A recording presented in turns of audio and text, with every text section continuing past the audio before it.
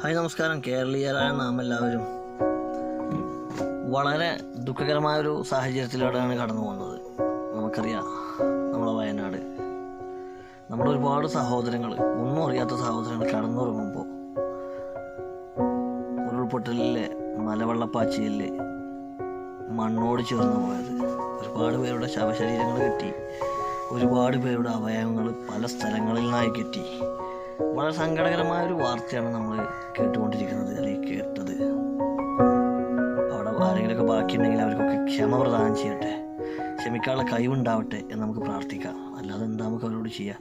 മാത്രമല്ല, നമുക്ക് ഈ ഒരു അവസരത്തിൽ അവരുടെ കൂടെ പങ്കുചേരുക. കാരണം എന്താ വെച്ചാൽ, നമുക്ക് ചെയ്യാൻ പറ്റുന്നത് അവർക്ക് എന്താണ്, ഡ്രസ്സ്, ഭക്ഷണം, വസ്ത്രങ്ങളൊക്കെ കൊടുക്കുക. മാത്രമല്ല, ഈ ഒരു ഇത് കഴിഞ്ഞ് കഴിഞ്ഞാൽ അവരെ ഒരു നല്ല സ്ഥലം കണ്ടെത്തി പുനരധിവസിപ്പിക്കുക. കാരണം അവർക്ക് വീട് വേണ്ടേ?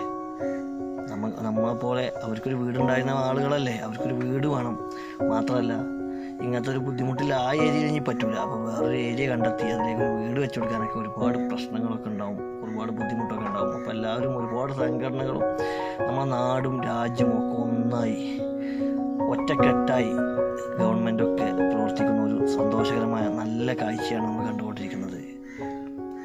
അപ്പോൾ നമുക്കും കഴിയുന്ന രൂപത്തിൽ മുഖ്യമന്ത്രിയുടെ ദുരിതാശ്വാസ നിധിയിലേക്കോ, അല്ലെങ്കിൽ നമ്മൾ വ്യക്തിപരമായിട്ടോ അല്ലെങ്കിൽ സംഘടനാപരമായിട്ടോ എങ്ങനെയാണെങ്കിലും അവരിലേക്ക് സഹായിക്കാൻ ശ്രമിക്കുക, സഹായിക്കാൻ മറ്റുള്ളവരെയും പ്രേരിപ്പിക്കുക. ഒരൊറ്റ വീടോ അല്ലെങ്കിൽ എന്തെങ്കിലുമൊക്കെ അതുപോലത്തെ എന്തെങ്കിലുമൊക്കെ നമുക്കും പറ്റുന്നുണ്ടെങ്കിലൊക്കെ ചെയ്തു കൊടുക്കുക.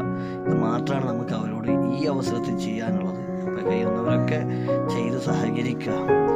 നമുക്കറിയാലോ, നമ്മളെ എന്തൊക്കെ വ്യത്യസ്തതകളുണ്ടെങ്കിലും നമ്മളും അതെല്ലാം മറന്ന് ഞങ്ങളൊന്നാണ്.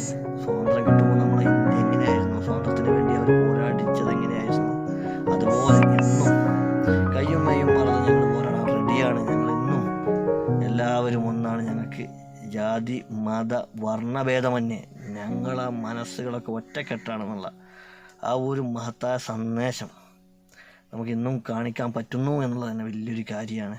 ദുരന്തങ്ങൾ ഇനി ആവർത്തിക്കാതിരിക്കട്ടെ എന്ന് നമുക്ക് പ്രാർത്ഥിക്കാം.